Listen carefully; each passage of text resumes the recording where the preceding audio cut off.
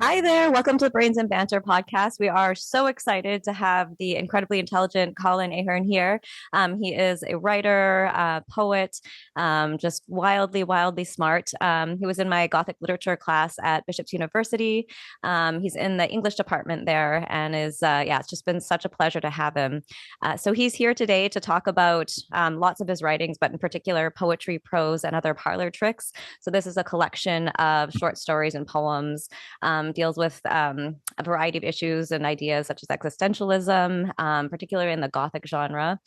Colin's also very interested in Poe and influenced by, so I'm wearing my shirt that you can't see at all, but Very that is a Poe themed shirt, absolutely. Welcome, Colin. We're so happy to have you. Maybe to start off, do you want to talk about how you got into writing and some of your influences and that sort of thing? Sure. Right. So most of the early reading I did was like fantasy and sort of sci-fi, that kind of thing. And then high school, I started to read a lot more philosophy because I had a couple of really good teachers who got me into that. Nice. And since then, I've been sort of bouncing around trying to find stuff that blends philosophy with like fiction. So things like Catch-22 I really enjoy, and I like horror a lot. Like I'm a fan of Lovecraft stuff, Poe. I'm just all around fan of horror and things like that. I think it does a really good job of blending philosophy with those sort of narrative genres. It so does. Yeah, just that idea of like existentialism and then like Lovecraft's cosmicism too. The idea that sort of like no divine presence actually exists and this sort of nihilistic view, which fits obviously with philosophy too, and how we really view the world and where we came from, why we're here. Are we just insignificant little grains of sand in this vast infinite universe, or that sort of thing? So they go so well together. So what would you say? Do you have some like favorite books that you think might have influenced your writing other than Catch-22 is a beauty? Any others? Catch-22 is my favorite book of all time. Yeah. I really got into horror when I started reading a collection of short stories called Shadows over Carcosa. Ooh. What's that again? I don't think I know it. It's I don't think I have. Oh, I do have it with me here. Cool. So it's a collection of short stories from different authors, like Poe, Bierce, Lovecraft, Chambers. It's like all sorts of like the weird and other kind of crazy stuff. Nice, cool title. Yeah. I mean, the cover is amazing as well. Mm-hmm. That's awesome.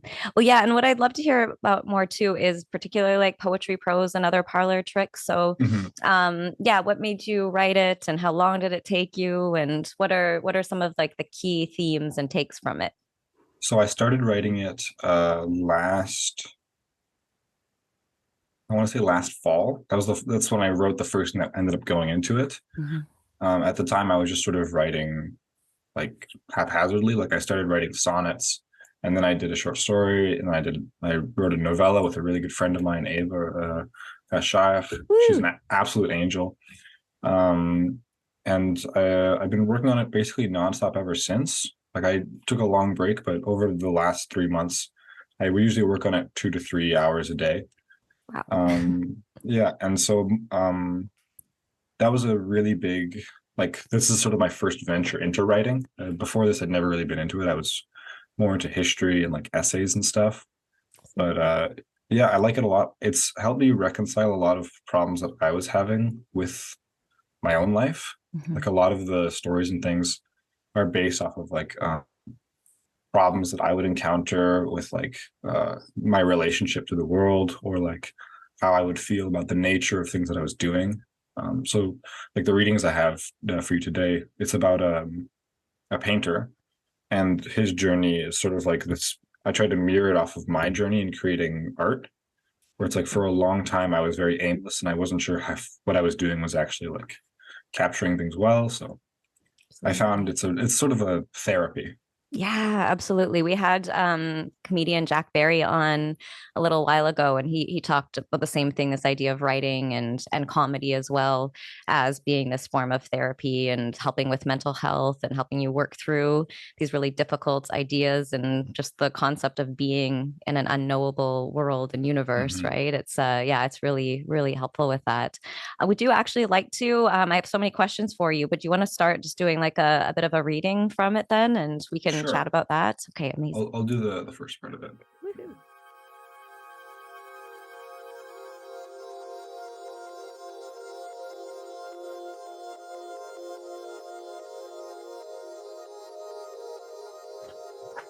Whoa. See, I have read this before, more than twice, I think. But I've said this before at different events. So Colin's presented at the Emergent Phenomenology Research Consortium's Poetry and Emergence group.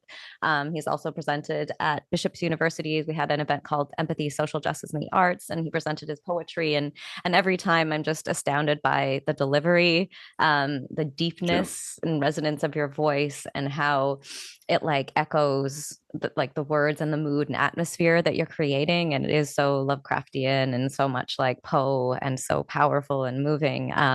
So I wrote down a million things that I'd like to talk about in Absolutely. relation to this. I'm Yeah, it's happy to talk. amazing. So first of all, what made you choose the name Samson? Like, is that because of Samson in the Bible? Is there a connection between that, or what made you choose the name? Yeah, so originally the story, the girl's name was Delilah, and it was Yeah, supposed to be Samson and Delilah, and sort of she would have been the antithesis to him, where yeah, like he is this his power, because I didn't want to write like a conventional fantasy story of like the knight goes and slays the dragon and then he gets the yeah, maiden and everything. So I tried to make it like his power was more modern, yeah, where like his strength was rooted in his ability to create art. And so that is sort of like the same value nowadays that Samson would have had in the Bible because he was a very strong, like powerful person. yeah, But I think it's interesting that both of their like, well, Samson from the Bible's problem, like his downfall was Delilah. yeah. I think that this one, my Samson, is more. I don't think Delilah is a figure who's sort of undermining him. I Yeah. think that she's one who's sort of like trying to give him a new perspective and trying to allow him to grow a little bit more. Absolutely. Yeah, the challenging him instead of much like you, Colin, the genius, being told how brilliant you are by me all the time. It's really important to have that that challenge, and then it Mhm. really inspires and motivates a huge amount.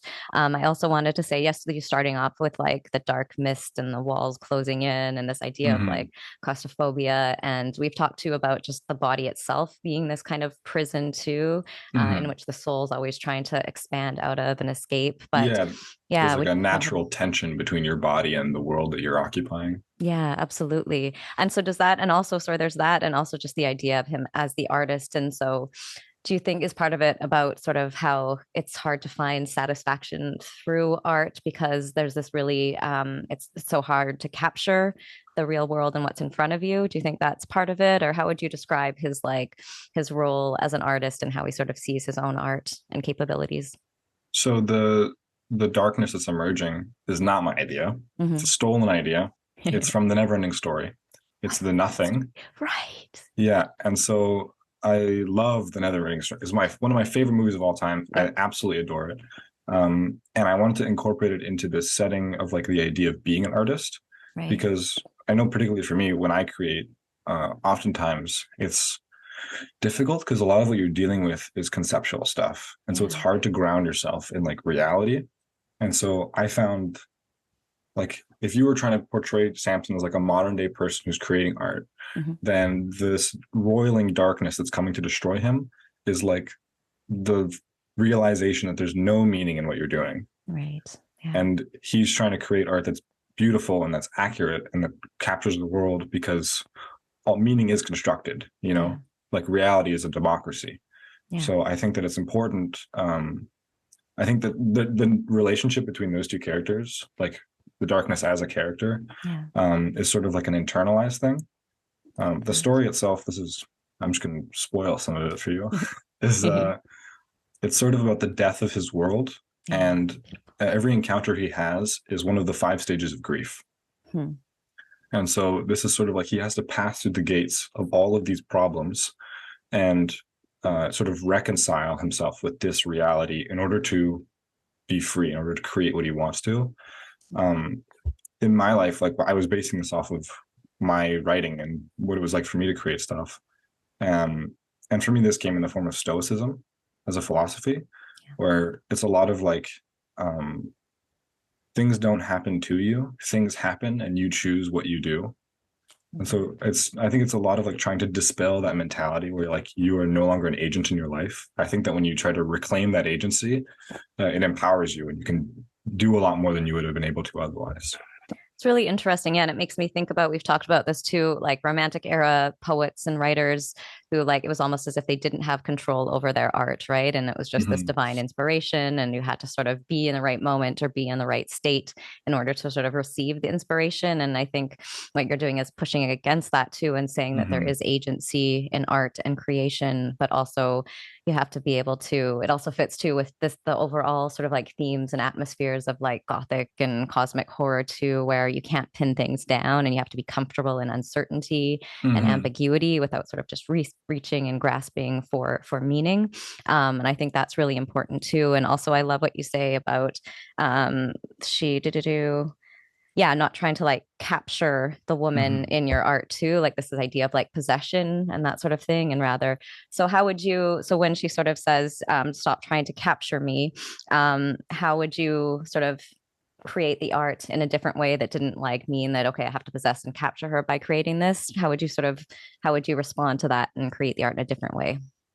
So for me, a lot of this was trying to like, this sounds so stupid, but like when I started writing, particularly when I started writing this story, a lot of what I was trying to do was like find something and then understand it to the full extent that it exists and then try and incorporate it. Because there's like this fear that you've got where it's like, can I write about this thing if I don't understand it to its full, like absolute, like, and that's just not the case. Like you can't ever, like, I always imagine knowledge and information as like this massive dark room. And when you try and learn about something, you sort of enter this room with your little candle and you can explore as much as you want, but there will always be darkness. There's always going to be things you don't understand or you don't know, or you don't fully understand, like you can't comprehend everything. And so I think this encounter with this woman is sort of that experience of like, it's okay to not see everything in the room. And sometimes having that negative space is important because it enriches the things that you do know. Yes. Oh my God. Okay. You should be the host for this podcast as well. Just, you are so eloquent. It's insanity. That also makes me think too of like the universe we live in and how like 97% or whatever is unknown, and dark matter and dark energies. We're actually living in that state all the time where you have to, and then where exactly love how you say it's enriching too. Because it really is. We've talked about this in class too from Bo Lotto. I'm obsessed with this neuroscientist. He wrote a book called Deviate and a bunch of other stuff and does work on perception and awe. But what's interesting is, so just going through Lovecraft again, how he talks about this idea, the importance of being, the idea that like fear is one of our sort of most troubling things that exists. That's like the lizard brain. Yeah, exactly. And so what Polato says is that like fear and uncertainty are actually the most productive places to be in, and like sort of this liminal space where we're in between and not totally comfortable, because then our brain is challenged. And when our brain is challenged, it starts producing more neurons, and that actually increases our intellect too. So yeah, that's what's so interesting too about what you say too, that art is also has to be like a struggle, right? It's not something that just comes, but it actually is like you kind of have to invest your whole soul and being into it, but at the same time admit that you don't know everything. And then also that idea too that the more you know, the more you realize that you know absolutely nothing, which I find incredible. Like knowledge brings humility. Yeah, it so does. Like, ignorance is like pride. Yeah. This is backtracking a little bit, but I think even pragmatically, something like stress, a lot of people view it as like this negation of pleasure, where it's like something that is working against your goal, which stress is like mandatory to get anything done. Because even if you think like in terms of like evolution, if you're a caveman and you have no stress to like feed yourself or your family, nothing gets done. So you know, true. It's absolutely. Like the struggle is the value. Yes, it is. So, and it's so true too. So I'm just writing that down is so I can plagiarize you is the value. It's all it is. But yeah, that's just in so many things in Judaism too, right? That's where the meaning comes from, myth of Hmm. Sisyphus. And sorry, I lost my train of thought because that got me very excited. But again, yeah, just this idea of having to struggle for your art. Do you Hmm. feel like so if you were to like sit down, so you say you write like 3 hours, how a day did you say? Usually around 3 hours a Yeah. day. Yeah. So is that process, do you have to like really sit down and lock yourself in? Is there anything you do in particular to like get inspired or is it just kind of this labor of love? I usually work between midnight and 3 a.m. Very and gothic, very gothic. oftentimes, like some days I write one page, some days I write 10, Yeah. and it depends a lot on like um what else is going on in life. Like for me, this is obviously I can only speak from my experience, but like in days when there's not a lot going on, there's not a lot for me to say, and Yeah. it's hard for you to draw, like you can't make water out of a stone, there's not much you can do with that. But if there's like, I find that oftentimes when I have days where like I'll have interesting conversations or I'll talk to people or I'll like see something or whatever, then you get a huge rush of creativity. Yeah, So absolutely. my hack that I figured out for writing is I became very good friends with my friend Will, who's a computer science guy. And so almost every morning we would have breakfast together and I would ask him questions about computer science and physics and stuff. And so we would talk a lot about like the fourth dimension and time as something that is not linear and rather as something that is cyclical. Totally. And he sort of does a good job of grounding me as well because I'm like very much a conceptual person. Like Uh, I'm talking about, I bring in the nonsense, but yeah. he's very um, like today, just before I came here, I was talking to him about time as something that is cyclical rather than something that's linear. Yeah. And I usually think of that from like an indigenous perspective, where like they would use seasons and things, where it's like you don't go fishing because it's October, you go fishing because it's time to fish, that sort of Yeah. thing. But he would talk to me about things like dogs being able to smell time, Exactly. where it's like their environment and like the summation of their experience allows them to know like, okay, my owner's going to be home soon because they can smell what time of day it is. And so that sort of thing I think really contradicts that very like Eurocentric philosophy that time is linear, because if you go by that metric, then it's like every day is unique, which to an extent it is, but at the same time it is not like an isolated thing. It is the summation of everything else. Nothing Absolutely. is in a vacuum. Totally. Yeah. And this infinite circle and rebirth, and then this constant transition and constant like evolution and learning. Mm-hmm. That is so beautiful. I also, before I forget, I had more to say about that, but I also wanted to ask, so I love that the collection is a mixture of like poetry and short stories. Mm-hmm. Why do you think they work well together? And what do you think you like most about poetry versus the short story form? Um, so I think that they work well together. The way that I've formatted it, Mhm. I should explain this, Yeah. is that I have it's just a collection of short stories, and then on every page there's a footnote that is one poem. And I think that that works really well together because when I write short stories, it's because I have like it's like a culmination of ideas that make me want to create something new. So like one of them was I was reading a lot of like Poe at the time, and I was talking to my friend who's like interested in accounting, and so it's a story about a guy who's buried, and he's buried in a coffin, and it's like a scheme that he has to try and embezzle a bunch of money. Mhm. And so that sort of thing is like a lot of different elements are coming together for that. But when I write poetry, I try to take one moment of my life that I think is a universal experience, and I try to distill it in a way that everybody can relate to it.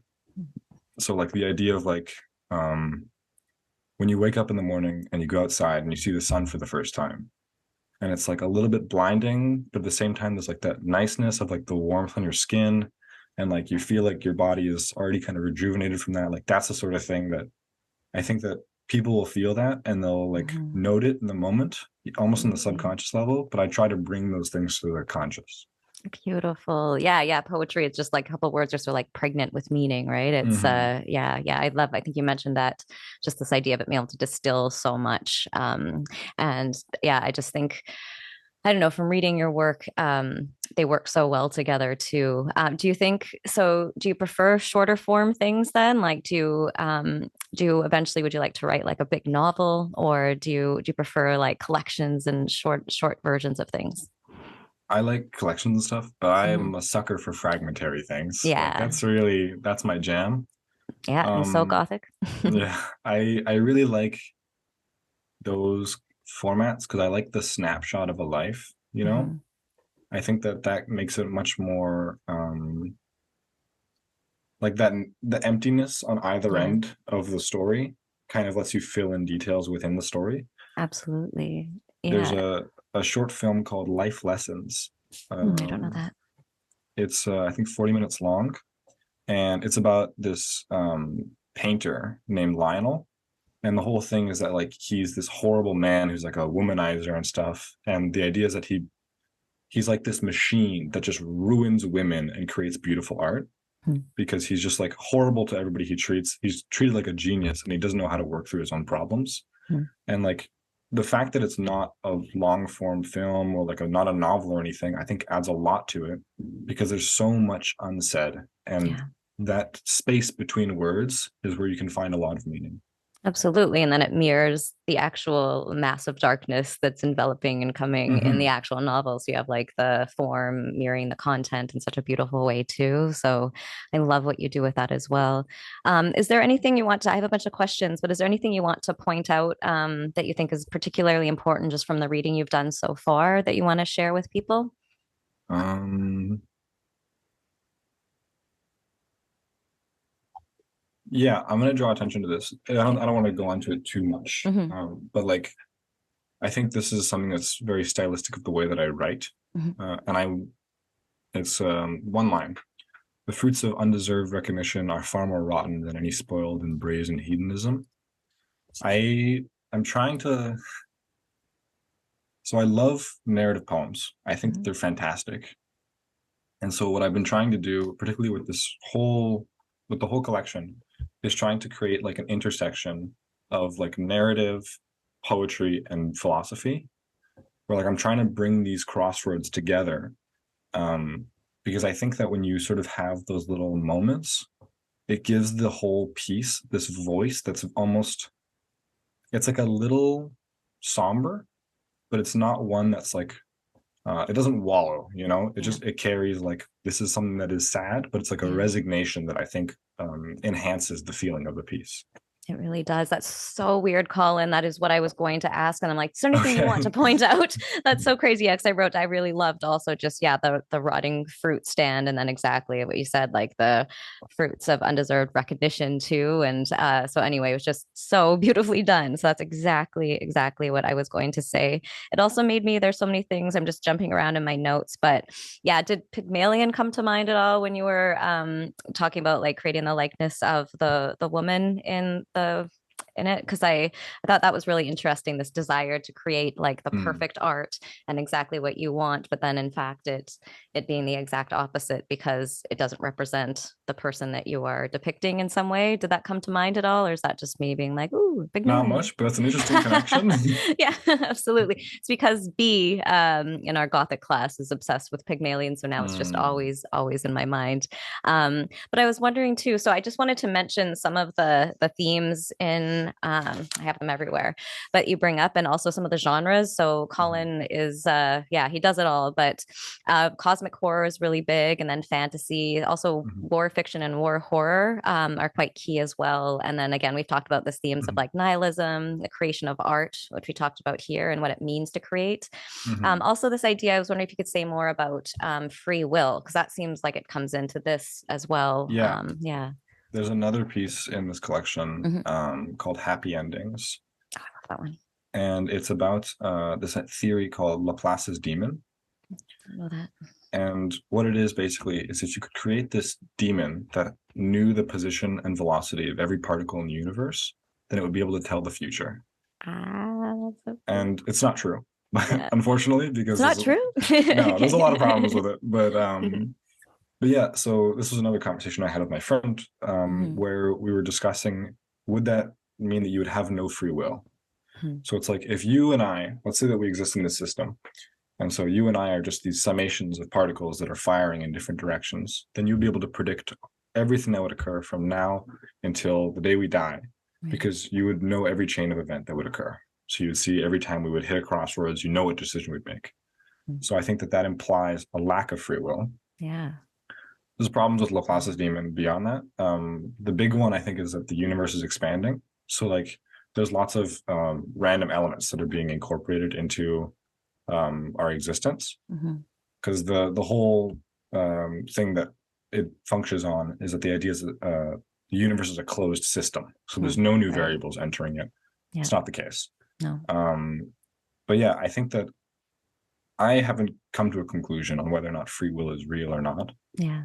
But I've read and met a lot of people who have interesting ideas. So I try to bring that in because it's such a crazy beast to try and grapple. It really is. Absolutely. Like, and even if you try and like step away from yourself, there's no like meta room for you to look at your considerations through. Like, are we talking about free will right now because we've been set up to, like, because life has brought us here to talk about this? Absolutely. It's almost like this cruel irony.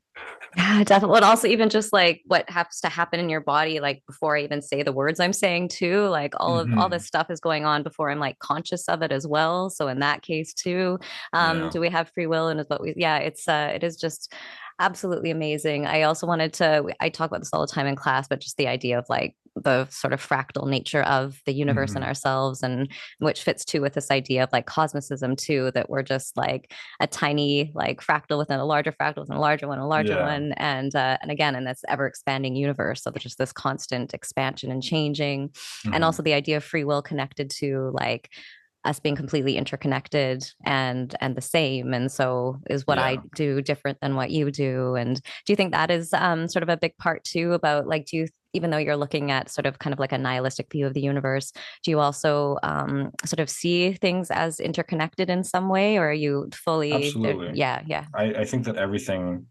like the relationship you have with your environment it's easy to view it as sort of like something that's personal, like for yourself, but that's a very selfish view, because everything you do it's the butterfly effect. Like this sounds corny, but like everything you do will affect everything else. Absolutely. Yeah. So I don't know. I have a hard time accepting free will as something that exists, because like even when like you or I will say something, like the way that the human brain works, it's just like you're like dropping a ball on a trampoline, where like it hits the one point that gets mentioned and then it branches out into all these other ideas that are similar. Like it's not like a computer, which is a filing system.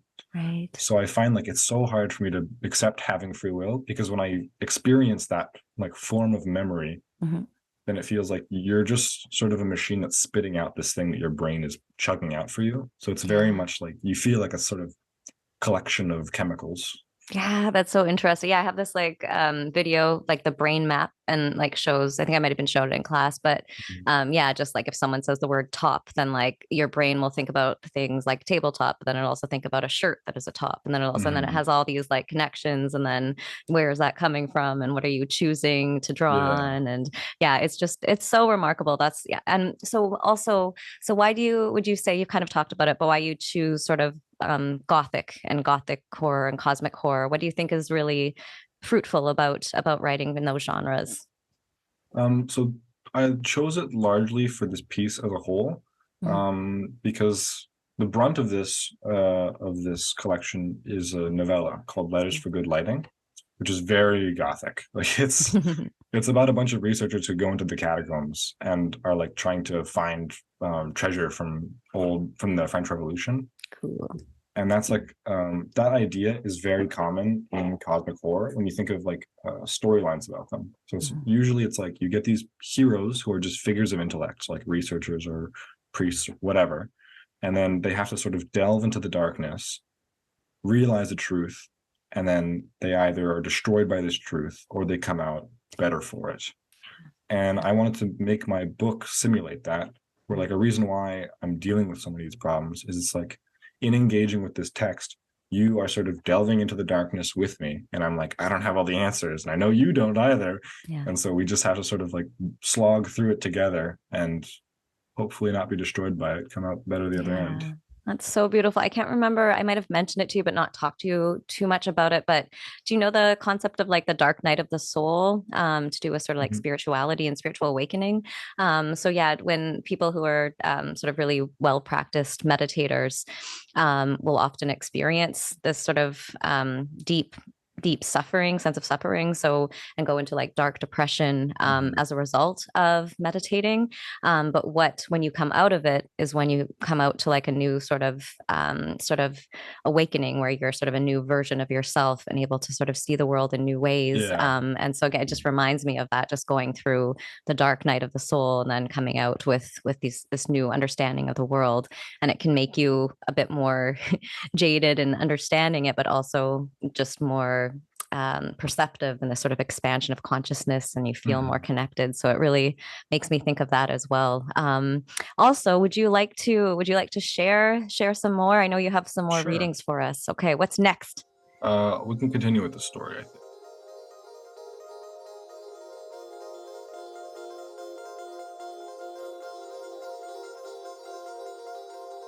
It's amazing. It's also like when I try to read things out loud, I think you also like we've seen in class and like reading from the PowerPoint, just stumbling along, blah, blah, blah, blah, trying to talk too quickly, and yeah, you're just so measured. It's just Thank you. amazing.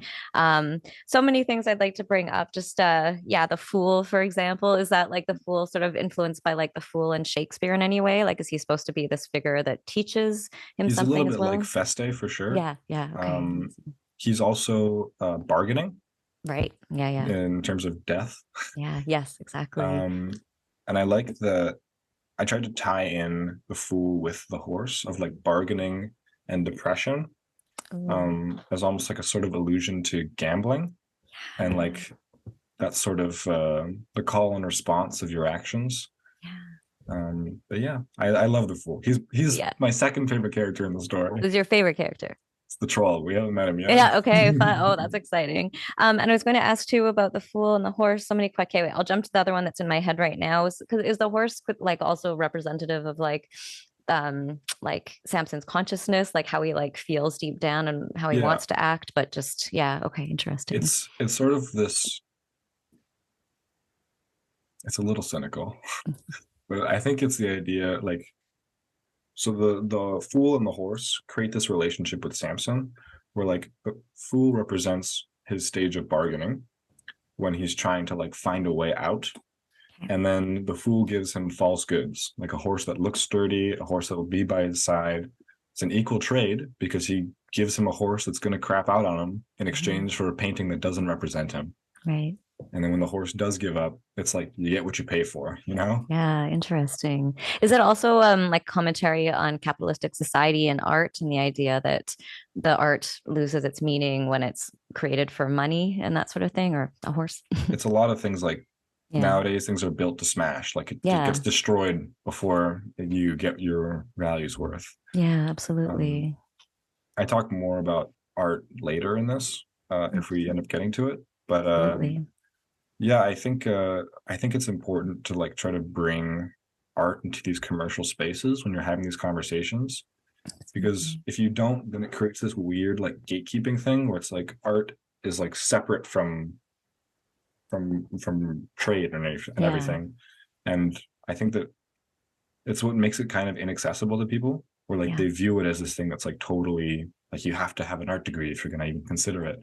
Exactly. But I think it's important to like recognize that there can be bad art and that oftentimes it's like just because somebody makes it doesn't mean it's good, and just because somebody makes it in front of you definitely doesn't mean it's good, you know? Yeah, absolutely. Oh, that's amazing. Also, before I forget, I was wondering if you could talk about, or if that is a significance, like eyes come in so much often, like there's, yeah, the silver coins in the eyes. And what would you say that that's like an important sort of theme or image in the novel, and how come? Particularly with the Fool, the silver coins is a reference to Judas. Yeah. Selling out to Jesus. Yeah. I think that eyes are. I write about them a lot. Like they come up quite often, and I like to explore that space where it's like it's almost like a fetishization that people have with it, because it's sort of this thing, like when I say that, I mean like associating other elements to an item that's otherwise like unambiguous or asexual or whatever. Yeah. And I think that people get a lot of value out of that. Like if even if you look at like popular media, right? Like Breaking Bad, a lot of the characters, like Tuco, I think is his name. This whole thing is that he'll stare people down to tell if they're lying. So it's Right. like a lot of it is like deriving value and deriving truth. And it's like, what does it mean for something to be true? What does it mean for it to be false? Because it is so like nebulous. Nothing is sort of fixated. And I think that eyes are a really good focal point to explore that avenue, um, especially with like deals and stuff. Like oftentimes when I talk about eyes, I refer to them mostly because someone is tricking somebody else, or Right. mostly because someone is sort of like sold a bill of false goods kind of thing. Yeah, Um, absolutely. yeah, I think that they're like a very interesting like avenue to explore with that kind of thing. So true. It makes now I never talk about Frankenstein. You've definitely heard this before, but yeah, like eyes and then versus ears and hearing are, and so sight and hearing are so key in Mm-hmm. Frankenstein. And in that sense, the eyes are seen again as like deceptive, right? Mm-hmm. And so no one can sympathize with the creature because they're just like blinded by prejudice. And so, like one point in the novel, Victor Frankenstein or the creature covers Victor Frankenstein's eyes and Mm-hmm. says, "I cover this fatal prejudice," and then it says, "Listen to me and hear me." So I think, yeah, this that kind of fits with this idea of eyes sort of and deception and that sort of thing. So I think that's really, really interesting. I also want to hear you read more and more though. So I'm just, what time is it? I'll quickly check. I don't care what time it is, by the way. 12:30. It's 12:30. Oh, good. Yeah. We have lots of time. All right. Okay. How much time do you have, by the way? I'm free for like an hour and a half. Oh, So perfect. Okay, good. whenever you're ready. Okay, amazing. I just wanted to, I think there might have had a few more questions from that I want to get in. Again, we'll just cut over this. I just wanted to Sure. make sure. Oh, just, yeah, just the idea of the landscape, describing the landscape and the sort of like cracked landscape. And then when Mm-hmm. you're describing the fool, and then we're describing just like the atmosphere itself, you do such a beautiful job. Is that Thank you all so of that's much. obviously intentional, is sort of mirroring the landscape, mirroring the I image want of the to person. Yeah, go ahead. his body, I think, should be like a site of resistance. Ooh, Um, at the risk of like making this like a post-colonial reading, I think you could almost view him as like a representation of like indigenous people and like that sort of thing, where like the roiling darkness is imperialism and colonization. ooh, And yeah. it's sort of like they're trying to like leverage what resources they have in order to survive. And like we view them through this very skewed lens where we Mhm. sort of like, particularly settlers, when they arrived, they like placed very little solace in their culture, very little solace in their religion. And so Samson almost like takes on that burden of like participating with the darkness in like Right. misrepresenting the fool. Oh shit, that's so um good. yeah. Ah, amazing. Okay. I'm going to So move to, if you want to keep reading, maybe we'll jump into that. And then the questions that I have left, then I can ask after you do the next reading. How's that sound? sure.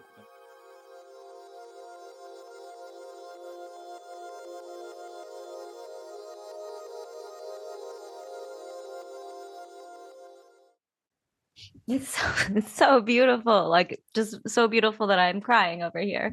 I even know this. The troll is also one of my favorite characters. Sorry. I have to say, yeah. How dare you be a talented writer? How dare you? Um, Whoa, there's so much there. I wanted to, gosh, I don't even know where to start. But do you want to talk about this sort of realization that he has through meeting the troll? Why you like chose the image of the troll as being this sort of like trigger for sort of self freedom and realization and Sure. becoming the artist? Okay, amazing. So the troll is acceptance in terms Yeah. of like the 5 stages. And I wanted something that was very like offbeat Mhm. to be his like source of acceptance. Yeah. And I think it coincides really well with Samson's journey, because the whole time like he's referencing art as like wealth and like making money and like all these sorts of Yeah. like capital gain. And the only time that he's able to really be true is when he does it for himself and for nothing Absolutely. else. Absolutely. And it's sort of like this retreat into the self that allows him to kind of assume his final form, you know? Absolutely. Yeah. Um, Yeah, it's so impossible to write or create when you are doing it for someone else, right? And it's so mhm. hard to also get yourself to like, because I always have like an imagined reader in mind, or I'm thinking about what this person will think if I create this and what this person will think. And it's so hard to get into that space where your ego is totally dissolved and you're sort of, yeah, just in that, in your like sort of divine consciousness where you can Yeah. truly, truly create, which is so beautiful. I just also love the words of it, and this idea of the troll like sitting and pondering, if the darkness will destroy us all, then what good is it to eat? And what do you say to that question, Colin? If the darkness will destroy us all. What good is it to create art? I think that the value in creating art is, for me at least, it came when I realized that there is no meaning in life and it's all constructed. Yeah. And I think that for me, like a lot of the meaning in my life is sharing the way that I feel and the way that I perceive things with other people and engaging in those discourses. And so creating art is the vehicle that I do that with.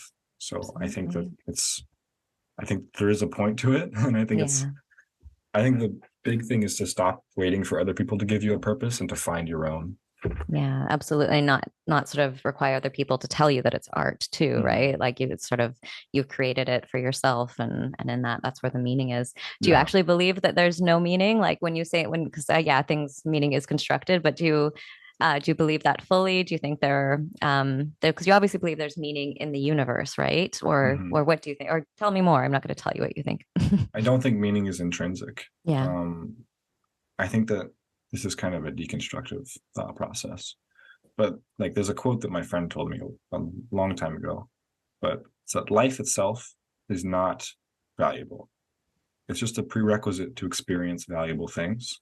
And so a lot of my life is like trying to discern what I believe to be valuable or not. And it's sort of like picking your battles almost, like with what you're going to value, because it's so easy to like get bogged down in just nonsense and like other people's perceived purposes. So I think a lot of it is like, I don't think that it's a gimme, like that there is a purpose. Like I don't think that if you follow all the steps and do everything like everyone tells you to, I don't think that that's going to make you happy. Yeah. And I think a lot of it is sort of like figuring out your personal journey, to quote the Alchemist. Yeah. Yep. Perfect. You don't like that at all. Yeah, it's brilliant. I can't wait to read it. I was going to say, yeah, exactly. And this idea that we are in this sort of like unknowable infinite universe, and that the meaning, we have to create our own meaning, and we create that meaning through art and through sharing art. I think is really important. I was also wondering if we talked about Percy Shelley's Ozymandias in class, and I don't know, so your writing sort of makes me think of this in particular, makes me think of that as well. Was that like an influence, or can you like talk about some connections? It just seems like there's some really interesting connections between that poem and your work. I read Ozymandias after I wrote this. But, okay. Yeah. I see a lot of the same patterns. Yeah. Like a huge thing in Ozymandias is obviously like your legacy, and like, I think that they complement each other and they sort of contrast each other a little bit. The idea of like Samson's trying to forge a legacy, and Ozymandias is telling you there is no legacy. Like that's not something. Totally. But they're both kind of rejecting the pursuit of power. Yeah. Where it's sort of like Samson has to let go of the commercial and let go of like capital gain and everything and just let things exist for what they are. Absolutely. And Ozymandias, like the harder he clings on to his power, the more he's destroyed. Absolutely.